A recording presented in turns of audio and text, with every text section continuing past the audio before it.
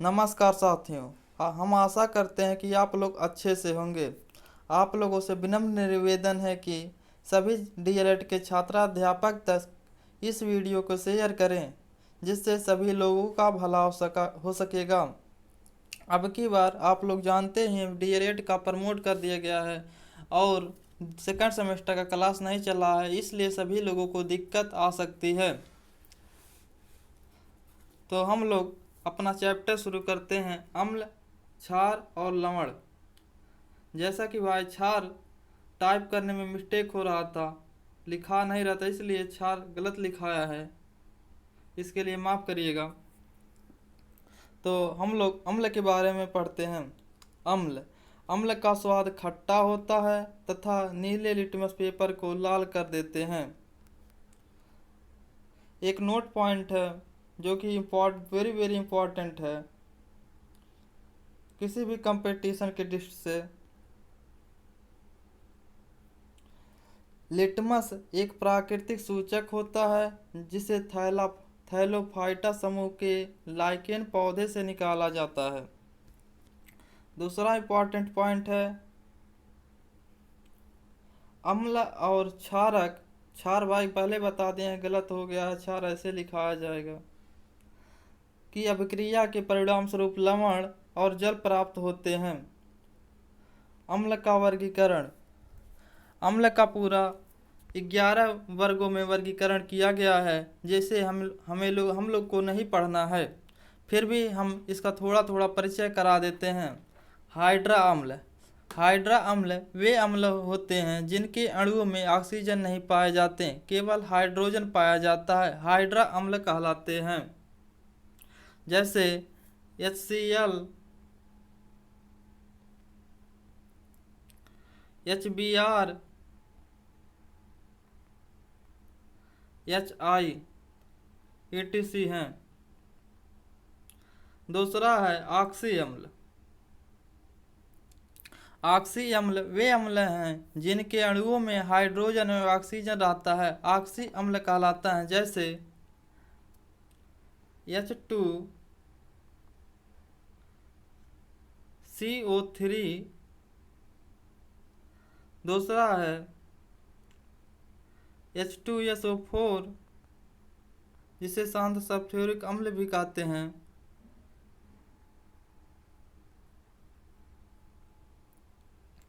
अगला है HNO3, जिसे हाइड्रोजन नाइट्रेट कहते हैं। तीसरा है एक भस्मी अम्ल। एक भस्मी अम्ल वे होते हैं जिनके अणुओं से हाइड्रोजन का केवल एक परमाणु विस्थापित हो सकता है। जैसे HNO3, hydrogen nitrate, HCl, hydrogen chloride आदि होते हैं। चौथा है भस्मी अम्ल। भस्मी अम्ल वे हैं जिनके अणुओं के हाइड्रोजन दो परमाणु विस्थापित हो सकते हैं। जैसे H2SO4।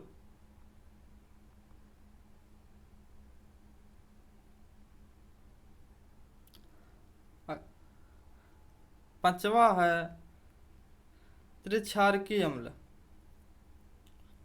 क्षार भाई गलत लिखा रहा हमेशा, इसके लिए माफ करिएगा। त्रिक्षारकी अम्ल वे हैं जिनके अणुओं से हाइड्रोजन के अधिकतम 3 परमाणु विस्थापित हो सकते हैं, वे त्रिक्षारकी अम्ल कहलाते हैं। जैसे H3PO4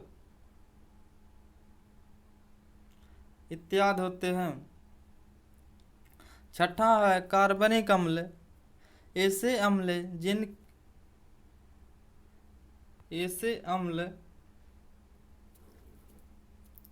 जिनके अणु में कार्बन तत्व अवश्य रहते हैं। जैसे C2H2O4, जिसे ऑक्जेलिक अम्ल भी कहते हैं। अगला है C2H2 O2 जिसे फार्मिक अम्ल कहते हैं इत्यादि हैं ऐसे। सातवां है अकार्बनिक अम्ल। ऐसे अम्ल जो खनिज पदार्थों में पाए जाने वाले तत्वों से बने हैं होते हैं उसे अकार्बनिक अम्ल कहते हैं। आठवां है निर्बल अम्ल। ये अम्ल जो जल में घुलकर कम हाइड्रोजन आयन प्रदान करते देते हैं निर्बल अम्ल कहलाते हैं। नवा है सबल अम्ल। सबल अम्ल वे हैं जो जल में घुलने पर अधिक हाइड्रोजन आयन प्रदान करते हैं। इसके उदाहरण HCl, H2SO4, HNO3 है। अगला है सांद्र अम्ल। सांद्र अम्ल वे होते हैं जिनमें अम्ल की उपस्थिति 100% होती है। 11वां है तन अम्ल। सांद्र अम्ल को जल से मिला देने से तन अम्ल प्राप्त होता है। ये सभी वर्गीकरण आपके सिलेबस में नहीं हैं, फिर भी हम बता दिए हैं। अब आते हैं अम्लों के गुण। अम्ल के कौन कौन से गुण होते हैं? तो पहला है अम्ल का pH मान 7 से कम होता है, जो कि वेरी वेरी इंपॉर्टेंट है। ये जल में घुलनशील होते हैं।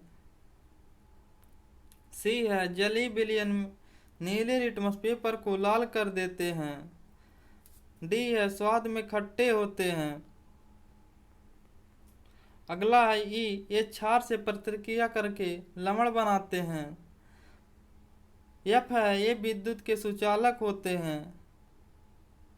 जी है ये धातुओं के साथ प्रतिक्रिया करके धातुओं को लवण और हाइड्रोजन गैस उत्पन्न करते हैं। अम्लों के उपयोग। पहला बेंजोइक अम्ल के रूप में। ये भी आप लोगों को नहीं पूछता, फिर भी हम बताते हैं।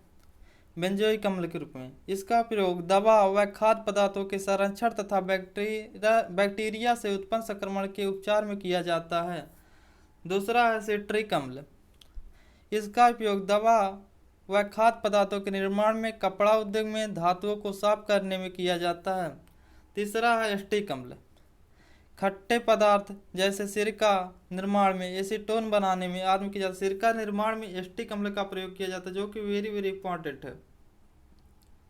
चौथा है सल्फ्यूरिक अम्ल। इसका प्रयोग औषधि में, रंग बनाने में, विस्फोटक बनाने में, संचायक बैटरी में, पेट्रोलियम के शोधन में इत्यादि में करते हैं। पांचवा है नाइट्रिक अम्ल।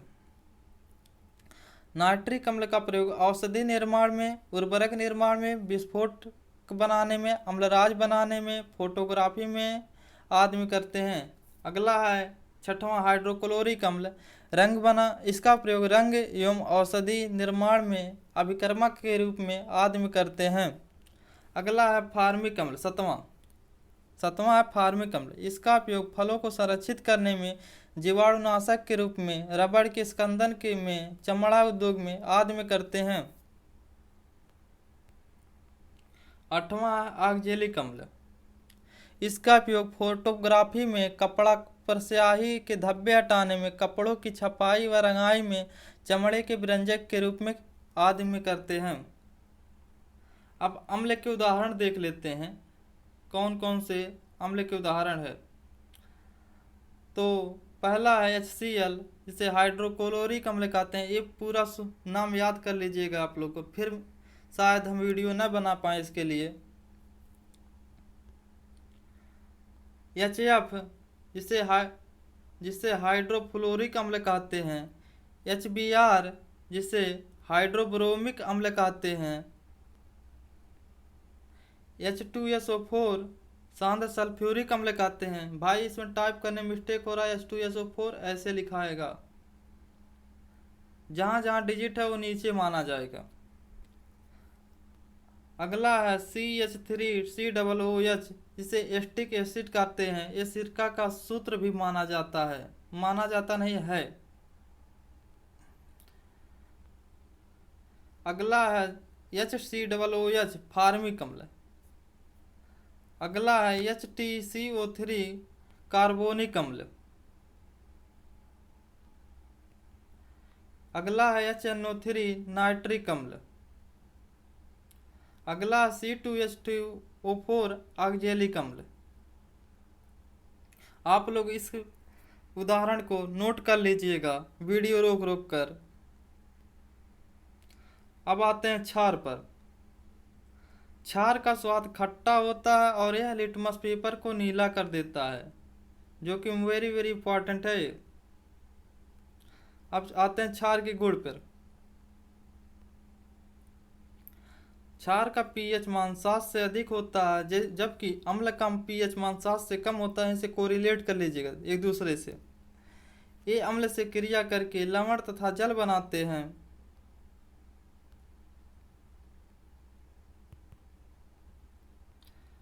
तीसरा है क्षार स्वाद में कड़वा होता है। क्षार कार्बनिक पदार्थ को नष्ट कर देते हैं। इनके विलयन विद्युत के सुचालक होते हैं।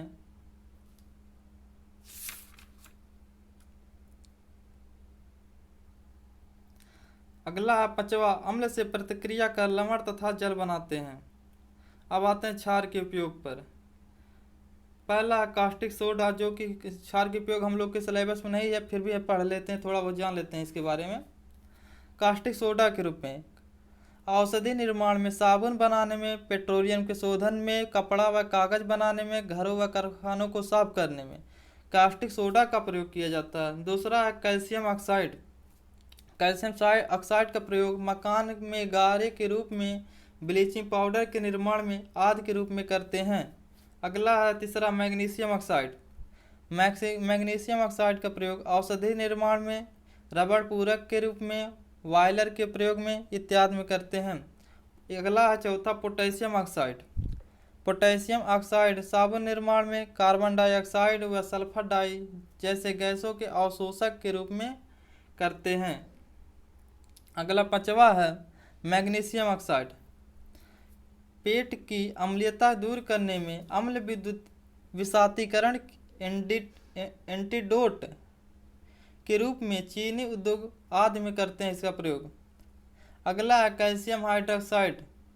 घरों की सफेदी में, प्लास्टर में, ब्लीचिंग पाउडर बनाने में, बाल साफ करने में, मिट्टी की अम्लता दूर करने में, जल को मृदु बनाने में इत्यादि में करते हैं।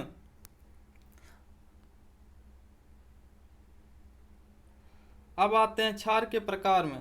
क्षार कितने प्रकार के होते हैं? तो पहला है ए प्रबल क्षार। वे क्षार है जो जलीय विलयन में पूर्ण रूप से आयनित होते हैं, वे प्रबल क्षार कहलाते हैं। उदाहरण KOH पोटेशियम हाइड्रोक्साइड। अगला CaOH का होल ट्वाइस। फिर अगला है NaOH सोडियम हाइड्रोक्साइड। आते हैं दूसरा बी दुर्बल क्षार पर। वे क्षार जो जलीय विलयन में आंशिक रूप से आयनित होते हैं, दुर्बल क्षारक कहलाते हैं, जैसे NH4OH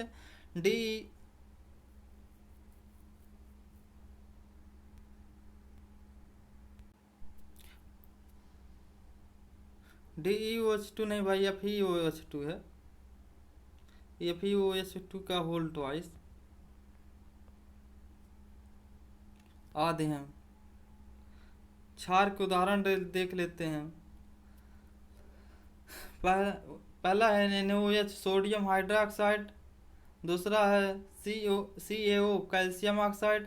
तीसरा है MgO मैग्नीशियम ऑक्साइड। चौथा KOH पोटेशियम हाइड्रोक्साइड। अगला है MgOH का होल ट्वाइस मैग्नीशियम हाइड्रोक्साइड। अगला है CaOH का होल ट्वाइस कैल्शियम हाइड्रोक्साइड, जो कि वेरी वेरी इंपॉर्टेंट है। आप लोग इसे रोक कर वीडियो नोट कर लीजिएगा अलग से अपने कोई कॉपी में, नहीं तो आवश्यकता लगे कि तो PDF के लिए कमेंट कर दीजिएगा।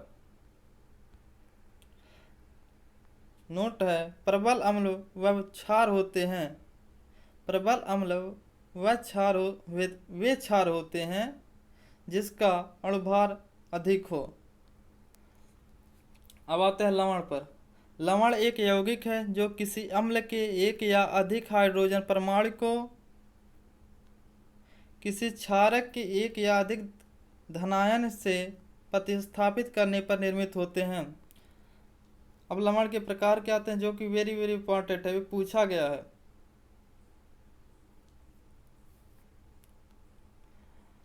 पहला है समान लवण। पोटेशियम नाइट्रेट, सोडियम सल्फेट किसी अम्लीय अणु से हाइड्रोजन परमाणु के पूर्णतः स्थानांतरण द्वारा निर्मित लवण समान लवण कहलाता है। अगला है बी अम्लीय लवण।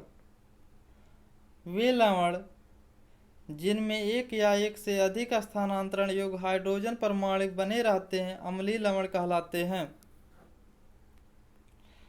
सी है क्षारीय लवण। तीसरा है क्षारीय लवण। किसी अम्ल द्वारा भस्म के आंशिक उदासीनीकरण के फलस्वरूप बने लवण क्षारीय लवण कहलाते हैं। तो चौथा है द्विक लवण। दो समान लवणों के घोल को मिलाकर रवा बनाने से जो लवण बनता है वह द्विक लवण कहलाती है। लवण के उपयोग सोडियम क्लोराइड के रूप में। उपयोग आप लोगों से नहीं पूछता फिर भी हम बता देते हैं। सोडियम क्लोराइड के रूप में भोजन के आचार परीक्षण में, मांस मछली के संरक्षण में, अनेक रासायनिक यौगिक के निर्माण आदि के रूप में सोडियम क्लोराइड का प्रयोग किया जाता है। दूसरा है सोडियम कार्बोनेट। सोडियम कार्बोनेट का प्रयोग कास्टिक सोडा के निर्माण में, डिटर्जेंट चूर्ण के निर्माण में, कपड़ों को धुलाई में, कांच के निर्माण में, रासायनिक यौगिक के निर्माण में इत्यादि में करते हैं। तीसरा है सोडियम बाइकार्बोनेट। सोडियम बाइकार्बोनेट का उपयोग पेट की अम्लीयता कम करने, बेकिंग पाउडर के रूप में, अग्निशामक यंत्रों में आदि के रूप में करते हैं।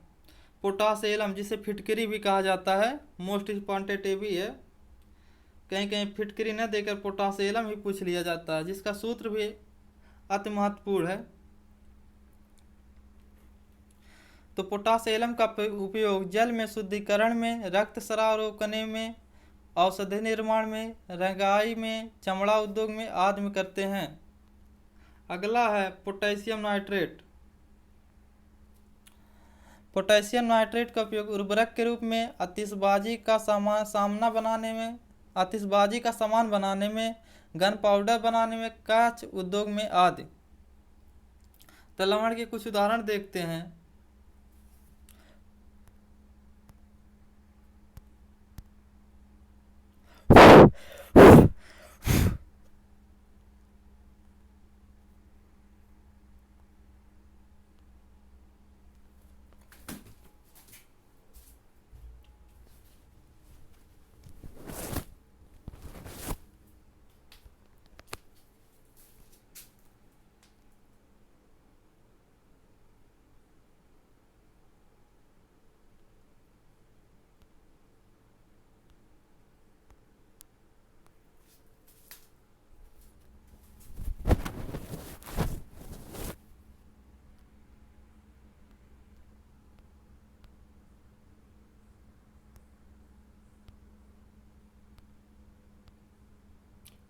सॉरी दोस्तों, कुछ टेक्निकल इशू आ गया था जिससे हम थोड़ा देर रुक गए थे। तो लवण के उदाहरण में आते हैं। तो इसका उदाहरण है K2SO4, Al2SO4 का होल थ्राइस 24H2O, जो कि अति महत्वपूर्ण है, जिसे फिटकरी का सूत्र कहते हैं। ये ऐसे भी लिखा जाता है K2SO4 का होल थ्राइस, नहीं क्या, सॉरी सर, K2SO4 Al2SO4 का होल थ्राइस 20 आ नहीं रहा भाई इसमें, 24H2O, जिसे पोटाशियम फिटकरी भी कहा जाता है। अगला है Na2SO4, जिसे सोडियम सल्फेट कहते हैं। KNO3 पोटेशियम नाइट्रेट, CaOCl जिसे कैल्शियम हाइपोक्लोराइड कहते हैं। अगला नोट है अम्ल और क्षार पारस्परिक क्रिया द्वारा लवण और जल बनाना उदासीनता की क्रिया कहलाता है, जो कि पूछा गया है, ये मोस्ट इम्पॉर्टेंट है। तो आज की वीडियो में इतना ही, और थोड़ा पदार्थों का रासायनिक नाम पूछता है आप लोगों से, जो कि मोस्ट इम्पॉर्टेंट है, करा देते हैं, टाइप करना भूल गए भाई। जैसे सिरका का नाम एस्टिक अम्ल होता है। सिरका का रासायनिक नाम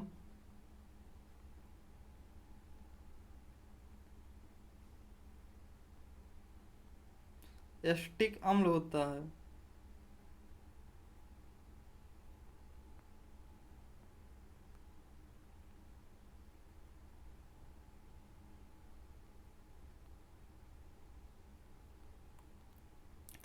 और संतरा का रासायनिक नाम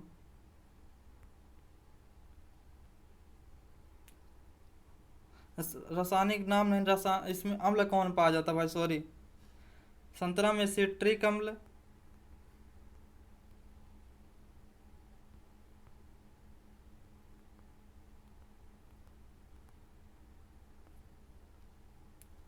इमली में टार्टरिक अम्ल, टमाटर में ऑक्जालिक अम्ल, दही में लैक्टिक अम्ल, नींबू में सिट्रिक अम्ल पाया जाता है। संतरा और नींबू में सिट्रिक अम्ल, सिरका में एस्टिक अम्ल, इमली में टार्टरिक अम्ल, टमाटर में ऑक्जेलिक अम्ल, दही में लैक्टिक अम्ल पाए जाते हैं, जो कि याद कर लीजिए, ये बहुत ज़्यादा पूछे जाते हैं। तो आज इस वीडियो में बस यहीं तक। अम्ल भास्म और अम्ल और छाल लवण से यहीं तक, इसी में से क्वेश्चन आ जाएंगे, इससे बाहर कुछ नहीं आएगा। आप लोगों से निवेदन है कि ज़्यादा से ज़्यादा वीडियो शेयर करें। बोलने में थोड़ी दिक्कत आ रही है, वो सही हो जाएगा, क्योंकि अभी हम पहली बार पढ़ा रहे हैं। नमस्कार साथियों, रखते हैं।